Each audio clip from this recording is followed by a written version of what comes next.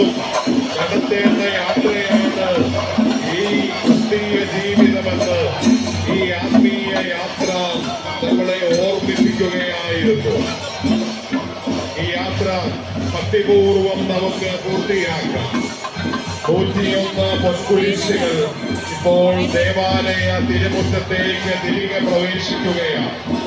ആ കുരിശുകൾ പുനഃസ്ഥാപിക്കപ്പെടുന്നതിന് നിർദ്ദേശിച്ചിരിക്കുന്ന സ്ഥലങ്ങളിലേക്ക് അവ ഭക്തിയാദരവുകളോടെ കൊണ്ടുപോകണമെന്ന് ഓർമ്മിപ്പിക്കുകയാണ്.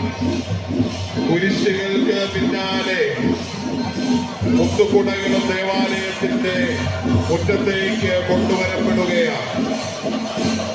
നമ്മുടെ കണ്ണുകൾക്ക് മനോഹരമായ കാഴ്ചകൾ സമ്മാനിച്ച് വൈദ്യുത ദീപാലങ്കാരങ്ങളുടെ പ്രഭയിൽ തിളങ്ങി 101 പൊൻകുരിശുകൾ ഈ ദേവാലയ മുറ്റത്ത് ഒരേപോലെ നിരനിരയായി അണിനിരന്ന് നിൽക്കുമ്പോൾ സ്വർഗീയ പ്രഭയിൽ സ്വർഗീയമായ കാഴ്ചയിൽ നമ്മളെല്ലാം സന്തോഷത്തിലും അനുഗ്രഹീതരുമായി